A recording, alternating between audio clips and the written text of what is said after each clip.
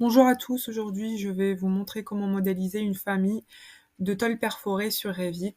Sans plus tarder, commençons la vidéo. Allez sur l'onglet Sol, choisir l'option Rectangle, dessiner un rectangle, sélectionner les cotations et modifier la largeur à 10 mètres et la longueur à 20 mètres. Cela nous permettra de créer une dalle, il faut valider. Allez sur l'onglet Mur, choisir mur rideau 1 m x 2 m.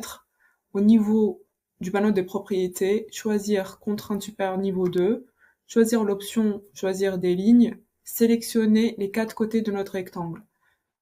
Et voilà ce qu'on obtient. Allez sur l'élévation Est, sélectionnez la dalle et la dupliquer de fond. À présent, nous devons créer un volume qui nous permettra d'insérer la tôle performée sur la vue niveau 0. Allez sur l'onglet volume et site, volume in situ, cliquez sur OK, allez sur choisir des lignes, réglez la valeur de décalage à 0,30, sélectionnez un côté, décalez et prolongez la ligne. Ensuite, cliquez sur créer une forme solide, sélectionnez la forme en plan, puis allez sur diviser la surface.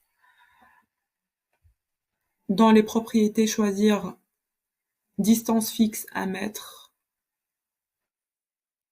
pour le quadrillage en U. Faites de même pour le quadrillage en V. Et voilà ce que ça donne en 3D.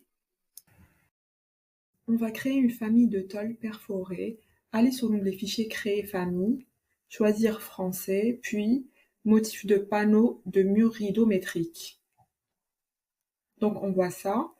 On sélectionne la famille et on modifie espacement horizontal 1000, donc c'est 1 mètre, et vertical 1000. On clique, on zoome, puis on clique à cet endroit, puis on clique sur créer une forme solide.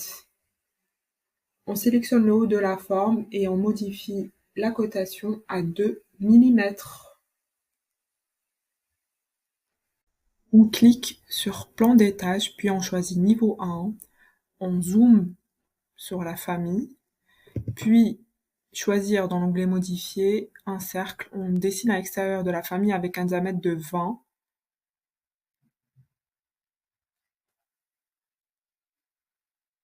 Ensuite, on déplace le cercle et on crée une forme vide.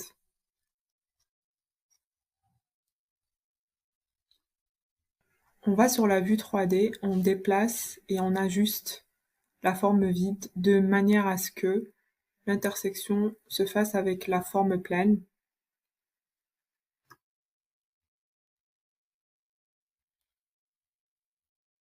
On clique sur la forme pleine pour obtenir le vide. Il ne reste plus qu'à déplacer la forme vide. Cliquez sur copier, sélectionnez la forme vide et la décaler de 80.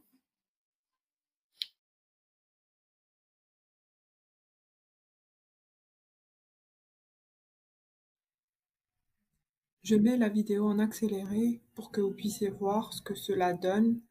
Il faut bien entendu également dupliquer en vertical.